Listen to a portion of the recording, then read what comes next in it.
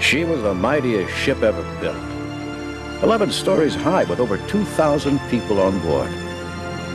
She was the most luxurious, most advanced vessel ever built by the hands of man. She was unsinkable. She was the Titanic. And yet, on this cold and moonless night of April 14, 1912, the Titanic raised its stern and slid reluctantly into the Atlantic. As she sank, she took more than 1,500 men, women, and children to a cold and lonely death on the floor of the ocean. It was never supposed to happen. The Titanic was the marvel of the 20th century, a monument to the technology and luxury of a new age, testimony of an era of unimaginable achievements.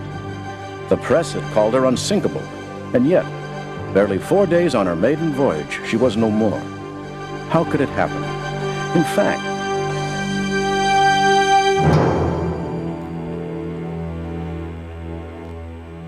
why did Captain E.J. Smith, the most senior officer of the White Star Line, ignore no less than 6 warnings of icebergs ahead? Why did he continue to plunge ahead at a breakneck speed of over 22 knots in a pitch-dark night?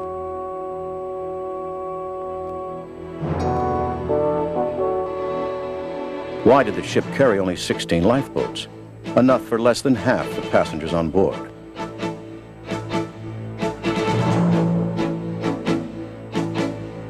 How could a modern ship with a double hull and watertight compartments sink in just 2 hours to the bottom of the ocean?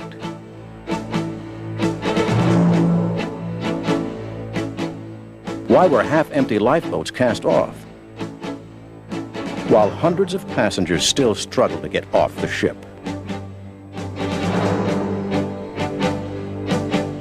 And most important of all, why were most of the children in third class left to die, while many first-class celebrities were saved, including the managing director of the White Star Line, J. Bruce Ismay? Today, for the first time, we know most of the answers. The recent discovery of the wreck on the ocean floor nearly 2 miles below the surface has produced startling evidence. Tests of samples brought to the surface have led to an all-new theory as to what really happened to the Titanic. With this evidence in hand, we can now tell the story, the true story, of the greatest ocean disaster of modern times.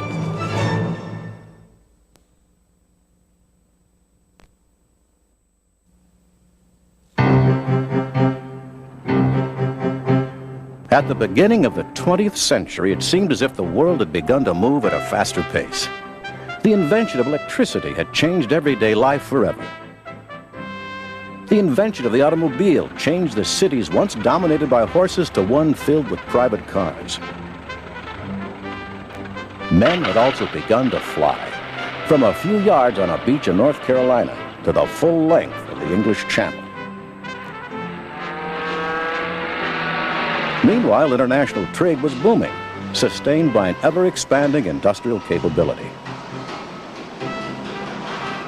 Manufacturing was increasingly automated, an idea that was perhaps best illustrated in the assembly lines of the Ford Motor Company. Here, Henry Ford turned out a new car every 93 minutes. Peace had reigned for nearly 100 years. It was a great time to be alive. On the other side of the Atlantic in England, times had changed too. Since the earliest of times, Britain had ruled the waves. As an island, she had little use for a large standing army. The sea was both England's defense and her lifeline to her growing colonial empire abroad.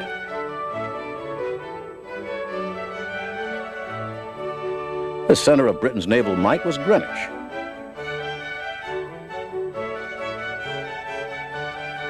Here were ships like the Cutty's Sark, who maintained Britain's lifeline by plowing the great oceans and defending merchant ships against pirates or other marauders.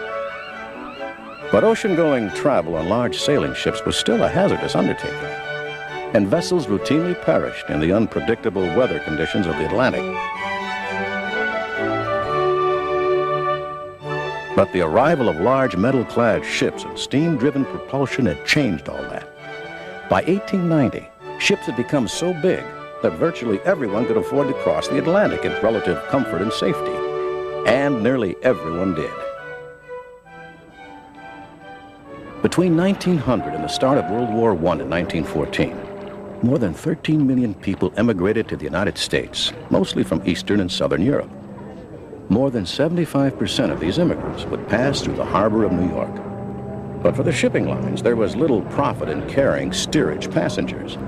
It focused on a different clientele. The booming American industry had created a new social class all by itself, a class of the super rich. They were concentrated in New York, which by 1910 had become one of the leading capitals of the world.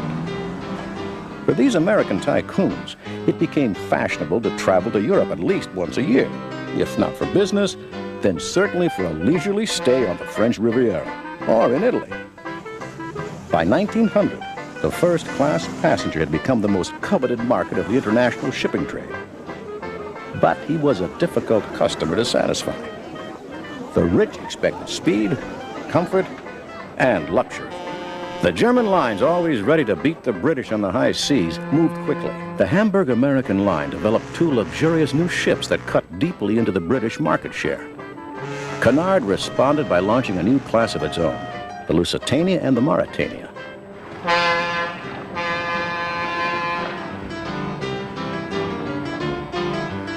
This new generation of ocean vessels offered spacious accommodations and traveled much faster than ever before. While both firms slugged it out for supremacy, the third service, the venerable White Star Line, had fallen behind. That was most displeasing to the richest man in the world, J.P. Morgan. In 1902, J.P. Morgan had bought the White Star Line to create a large conglomerate with a single objective, to beat the German and British competition. He was joined in this objective by the new managing director of the White Star Line, a man with few scruples. This man was J. Bruce Ismay. The story of the Titanic would start in earnest in Belgravia, one of London's most fashionable districts, long favored by the diplomatic corps. One night in 1907, Bruce Ismay was invited to dinner at Downshire House, the stately home of Lord Pirrie in London. Lord Pirrie was head of the largest shipyards in Great Britain, those of Harland and Wolff in Belfast. Over brandy and cigars, the two men hatched a daring plan. They were going to build 3 ships of unprecedented size, speed, and luxury. The largest of the 3 was a vessel called the Titanic, a ship so big, so modern, so fast, that she was going to blow the Lusitania, the fastest Cunard ship afloat, right out of the water. J.P. Morgan read the plan and was more than ready to agree. Ismay and Morgan had wanted a ship that was large, comfortable, and fast. Actually, the technology of the late 19th century made that a contradiction. Ships could be light, nimble, and fast, but the constant vibration of the engines and the roll of the ship could be most uncomfortable to passengers. Big ships with wide staterooms and multiple decks reduced the roll by the sheer virtue of their size and made for a stable voyage. But big ships were, of course, invariably slow. Harland and Wolff, the Belfast-based shipbuilders, thought they had the answer. To be comfortable, the Titanic had to be big, bigger than anything afloat. And so they designed a ship weighing over 46,000 tons, with a displacement of 66,000 tons. She would measure over 880 feet and 92 feet wide, 11 stories high, 4 city blocks long. In order to be able to propel this monster at high speed, the engineers designed 2 sets of 4-cylinder engines and combined it with the new low-pressure Parsons turbine.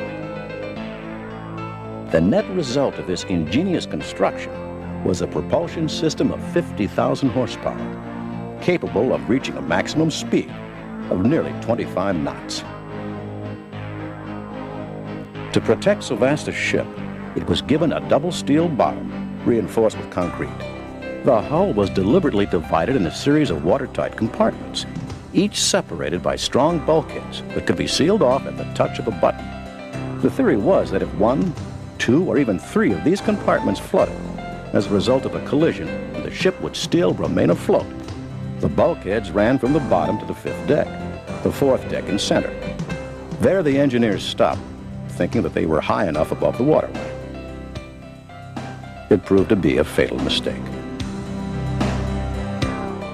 When the ship was first shown to the press, the world waxed ecstatic. It was a wonder ship, one wrote. The most luxurious ever, a golden coach for millionaires. The magazine The Shipbuilder wrote, "So perfect are her proportions that it is well nigh impossible for the inexperienced to grasp her magnitude except when seen alongside another vessel." The shipbuilder added another note. It was, it wrote, practically unsinkable. It was a bold statement, and it caught everyone's attention. A ship that could not, under the worst of circumstances, sink. In the general enthusiasm, few would point out that this vast floating city carried only 16 lifeboats, an appallingly inadequate number for a ship with a capacity of over 3,000 passengers. In fact, the Titanic carried more lifeboats than regulations required, since the White Star Line had added 4 inflatable rafts. The Board of Trade was impressed and duly certified the ship seaworthy. After all, the lifeboats would never be used.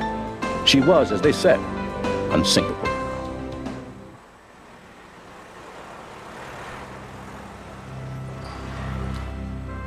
On April 10, 1912, the port city of Southampton was packed with excited voyagers, scheduled to depart on Titanic's maiden voyage.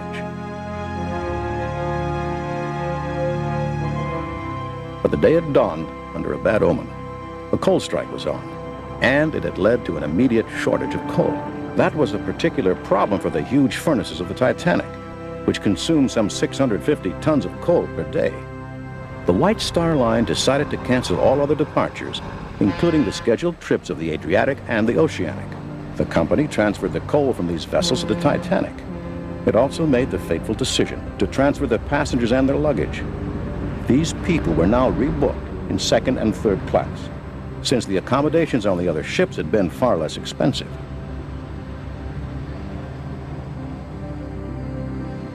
The company also decided to transfer additional crew from the other ships to the Titanic to deal with the swelling ranks of its passengers. The preordained hierarchy of the Titanic was upset. The ship's crew was now filled with officers, stewards, and firemen who were basically unfamiliar with the ship and its operations.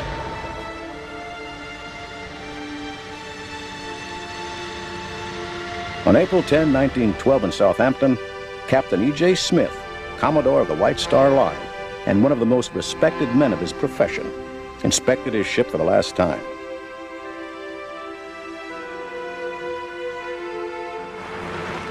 Shortly thereafter, embarkation began.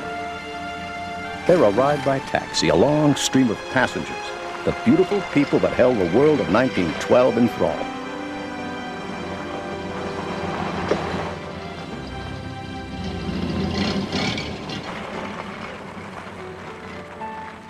John Jacob Astor and his young bride Madeline returning from an extended honeymoon in Egypt. Benjamin Guggenheim, the steel magnate, boarded the ship as well. Together, the first-class passengers represented a wealth estimated at well over $900 million.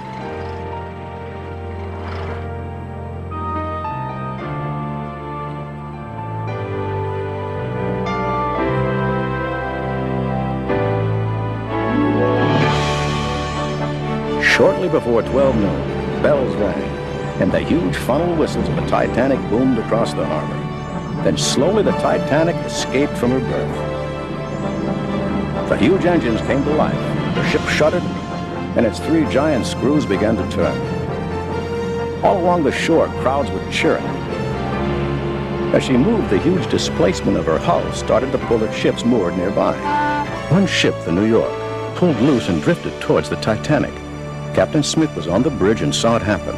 He quickly boosted the port engine, and the sudden wash pushed the New York back and out of harm's way. After short stops in Cherbourg and Queenstown, the ship turned west and headed for the Atlantic to meet her destiny. It now carried a total of 2,235 souls. For those booked in first class, a world of unprecedented luxury opened up. The smoking room exuded the comfortable coziness of a British club and was favored by the men after dinner. The Palm Court with its wicker furniture was a hit with the ladies, particularly at tea time. The Café Parisien, on the other hand, was the meeting spot for the young crowd. It had the air of a breezy cafe on a sidewalk in Paris. The first-class staterooms were a world apart. Here, for the high and mighty, the ship's designers had gone to great lengths to either suggest the romance of an English Tudor home, the pleasant intimacy of a Victorian parlor, or the stately elegance of a bedroom in the style of Louis XVI. But the most splendid feature of the ship was its elegant first-class staircase. Keenly designed for ladies to make a dramatic entrance at night, topped with a large glass dome, it would have graced even the most discriminating of European hotels.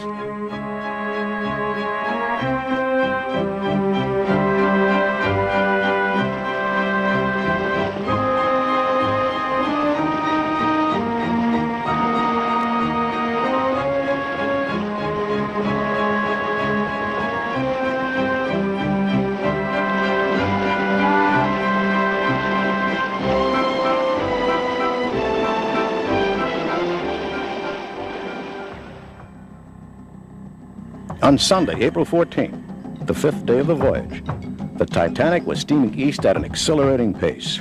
Ismay wanted the ship to beat the schedule. "We'll get to New York on Tuesday," he had said at dinner the night before. Captain Smith had merely nodded. At 9 a.m., Smith received a wireless message from a ship called the Coronia. Icebergs had been reported. Captain Smith read it and stuffed the message in his pocket. The ship plowed on at a breakneck speed of 23 to 24 knots. In the hours to come, more warnings arrived by wireless. The Baltic reporting ice at 1:42 p.m., very near the Titanic's course. The America reported ice 3 minutes later, followed by the Californian at 7:30 p.m. and the Mesaba at 9:40.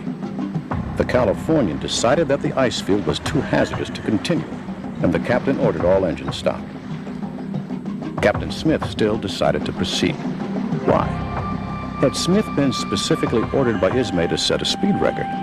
Would so experienced a seaman, now on his last cruise before retirement, be ready to sacrifice safety for the greater glory of the White Star Line? We now know the startling truth. The Titanic was on fire. In fact, she had been on fire for several days. The huge piles of coal built to feed the hungry boilers had ignited from within. No one had been able to stop the white-hot furnace burning deep inside the pyramid of coal. None of the passengers were told. Under the circumstances, the Titanic had no choice but to race the clock. At 11:40 p.m., 40 minutes after the last warning, the Titanic bore down head-on towards an iceberg. As the watch in the crow's nest called out the alert, Captain Smith was not on deck. Had he been there, the captain would have known what to do. Try to ram it with the strongest part of the ship, the bow. But the helm was held by First Officer William Murdoch. He made two fatal mistakes. He turned hard to port, and rather than using speed to add momentum to the turn, he ordered a full speed astern, in reverse. He thus exposed the most vulnerable part of his ship, the flank, to the rock-solid, jagged edge. And he lost the speed necessary to avoid the collision. The watertight doors and the bulkheads were closed. Captain Smith and Thomas Andrews, the principal builder of the shipyards, raced down to see the damage for themselves. When they saw the water pour in, they stood in shock. The ship could float with 1, 2, maybe 3 compartments flooded. But with 5 compartments filled with water, the bow would slowly tip down. When that happened, the water would rise above the 5th deck, where there were no bulkheads to stop the water. Andrews knew that the ship was doomed. He made a quick calculation and turned to Captain Smith. The ship, he said, had about 90 minutes to live.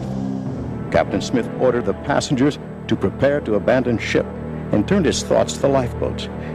If filled to capacity, the lifeboats would be able to save 1,178 people. At least 1,000 people were going to die. He went to the radio room and ordered the immediate sending of the international distress signal, CQD-MGY. CQD meant Attention Distress Signal. MGY was the call sign of the Titanic. The first-class passengers were roused first, followed by second class. Meanwhile, the crew struggled with the lifeboats. Only women and children were permitted to board. As the minutes ticked on, people became restless and started to push.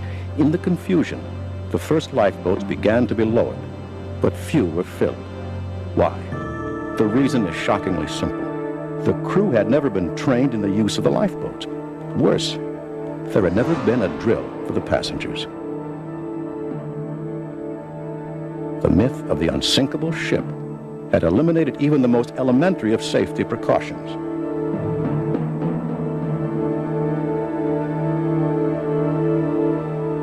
At 1:30 a.m., as the last lifeboats were being filled, women and children from steerage were finally allowed on the boat deck, long after male passengers from first and second class had been permitted to climb into the boats.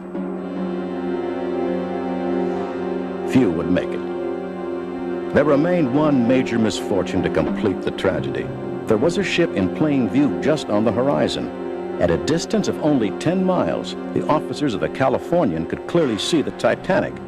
None of the officers thought of turning on the wireless, in which case they would have heard the frantic distress calls of the dying ship. At 2:20 a.m., on the morning of April 15, 1912, it was finally over. The Titanic raised her stern.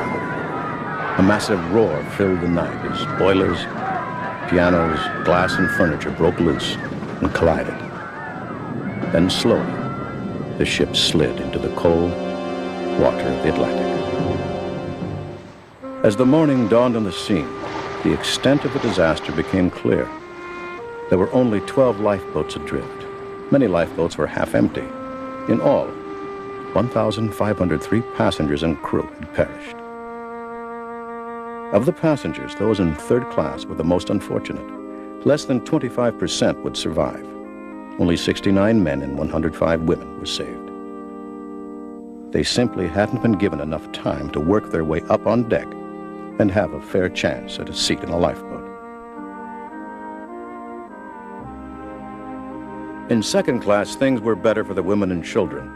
104 was saved versus 24 lost.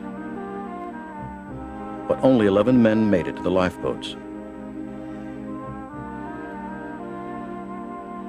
First class passengers clearly had the edge. 145 women and children were saved. Only 11 were lost.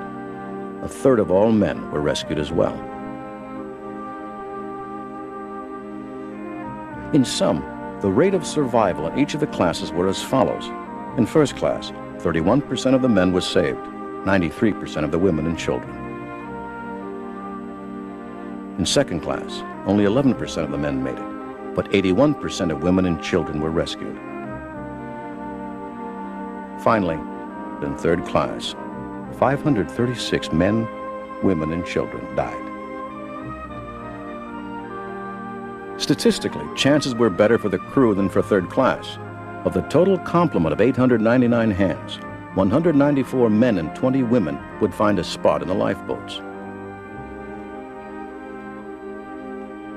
Most of the men had been ordered in the lifeboats by the officers in order to take charge of steering and rowing. At 4 a.m., the Carpathia arrived on the scene. A Cunard liner, she had picked up the distress signal and raced all night to get to the Titanic before she went under. 4 hours later, the last of the lifeboats was picked up, and the Carpathia headed for New York. Of the original complement of 2,207 passengers and crew, the Carpathia had been able to save only 705 hands. Back in New York, people were still blissfully unaware of the drama that was unfolding. Sunday, April 14 had been a clear and balmy day, and Central Park had been filled with people out for a walk with their children and friends.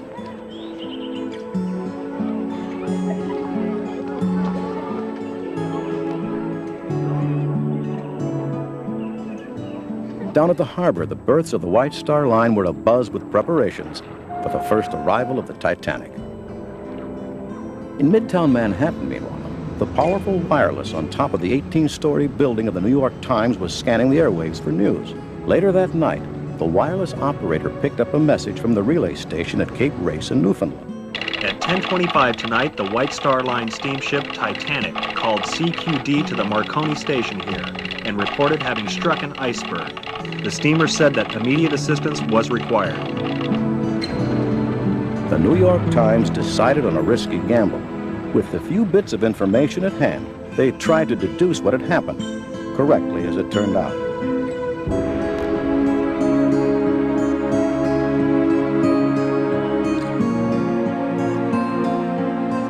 By mid-morning, a vast crowd of relatives and friends began to build near the offices of the White Star Line in New York. Similar scenes were taking place in front of Oceanic House in London, the headquarters of the White Star Line. Throngs of people waited for hours for any word of survivors. Then, at 4:35 p.m., a new message was received in New York. It came through the powerful transmitter on top of the Wanamaker's department store. The operator was the young David Sarnoff, the future founder of RCA. Titanic has foundered at 12:47 a.m. New York time. Her only survivors, estimated at 675 souls, are aboard the Carpathia, now bound for New York.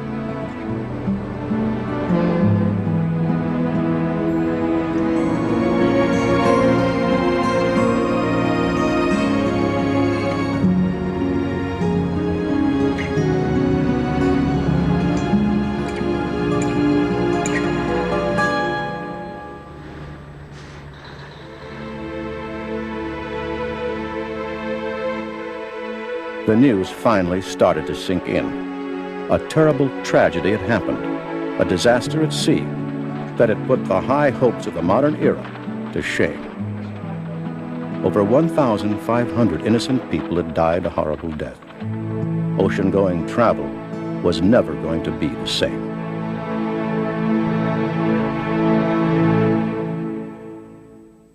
Both the British Board of Trade and an American Senate subcommittee launched investigations into what happened.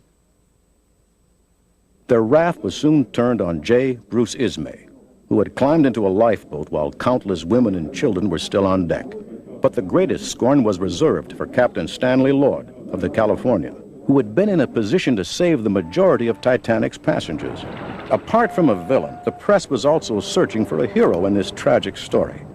The choice soon fell on Second Officer Lightoller. He had helped many women and children safely into the lifeboats, and by mere chance, he himself had been saved. But a close inspection of the transcripts of the Senate hearing and subsequent investigations tell a different story. It was Lightoller who had ordered the lifeboats to be lowered, even if they were less than half full. Why? Lightoller stated he was afraid that the boats, if filled to capacity in their davits, would break in two. But had Lightoller been more familiar with the ship, he would have known that Harland and Wolff had conducted exhaustive tests of the lifeboats filled with people.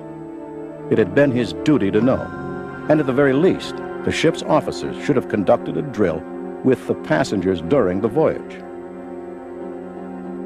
Question: had such a drill been scheduled? Answer: yes, on Sunday, the day of the collision. Question: had it been carried out? Answer: no. For this, hundreds of people would pay with their lives. Lightoller also claimed that near the end, there was no one on deck to fill the last of the lifeboats. Question: did steerage passengers have the right to go on the boat deck? Answer: every right. Question: there was no restraint? Answer: absolutely none. But the situation was quite different. The waterproof bulkhead served another, more sinister function: to block the access from third class to second and first, including the boat deck. In fact, most of the third-class passengers who escaped did so by jumping into lifeboats that had been lowered to A deck by officers other than Lightoller. A sample of the lifeboats tell the story. Boat 5, 35 seats filled, 30 vacant. Boat 8, 28 seats filled, 37 vacant. Boat 1, 12 seats filled, 53 vacant. Boat 2, 30 seats filled, 35 vacant.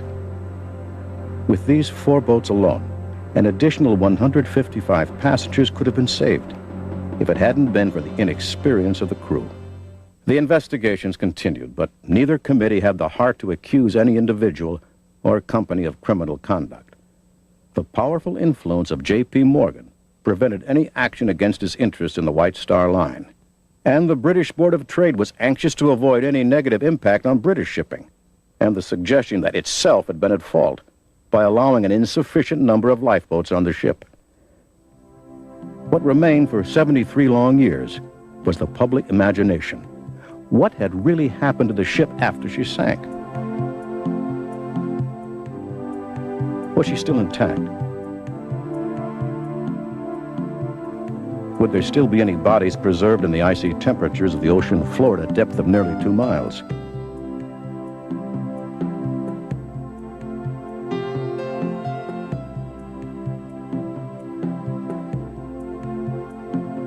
In 1985, after many international attempts to locate the wreck, a French team finally discovered the Titanic on the bottom of the ocean floor. From then on, a number of expeditions have visited the site, capturing the death scene with submersible cameras. From this shocking video, scientists were able to piece together what happened as the Titanic slid underwater. Under the sheer pressure of its enormous weight, the ship literally broke in two, separating just between the third and fourth funnels. It was an obvious place for the break to occur. Here were the large and open first-class areas, the weakest point in the structure. As the ship continued to sink deeper, the 3 remaining funnels broke off. The bow section, which had long since been filled with water, probably hit the ocean floor first. Its prow was buried deep into the sand and silt. As the vast bow section settled down, its metal skin buckled and ruptured, but the structure still remained recognizable. The stern section of the ship suffered a far more violent fate. It had remained upright for a long time, and as it plunged into the ocean, it still contained large pockets of air. As the pressure built, the air exploded out of the ship, taking large parts of the structure with it. When it finally crashed on the ocean floor, the stern collapsed.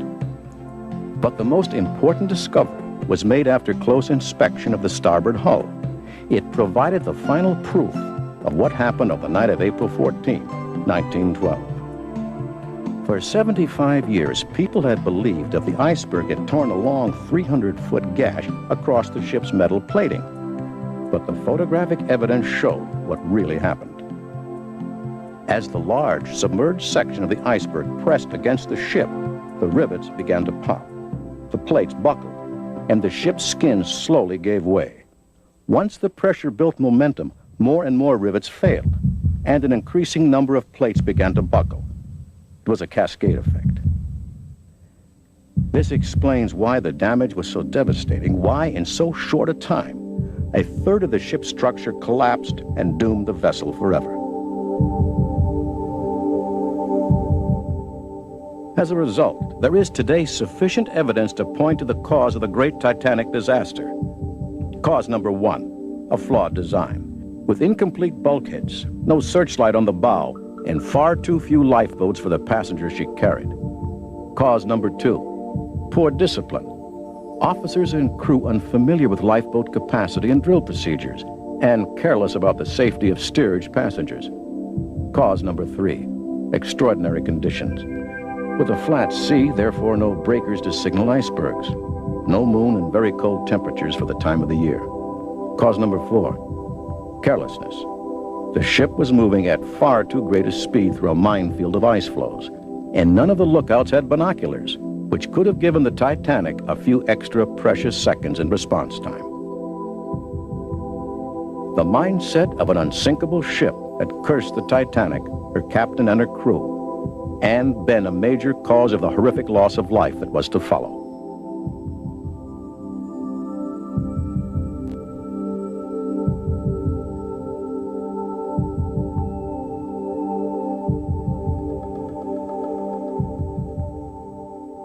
"85 years have passed, but the haunting memory of the Titanic remains. Today, on both sides of the Atlantic, silent markers still remind the world of the most spectacular sea disaster of our time. Few communities felt the blow as heavily as Southampton. Most of the Titanic crew lived here with their families. There were a few homes that remained untouched by the horror of the Titanic. In Southampton's East Park, the city erected a monument for all the engineers on board the Titanic. They, like so many innocent men, women, and children who sailed on the ship, had stayed on board the vessel while others boarded the lifeboats. And to a last man, the engineers went down with her to a cold and lonely grave.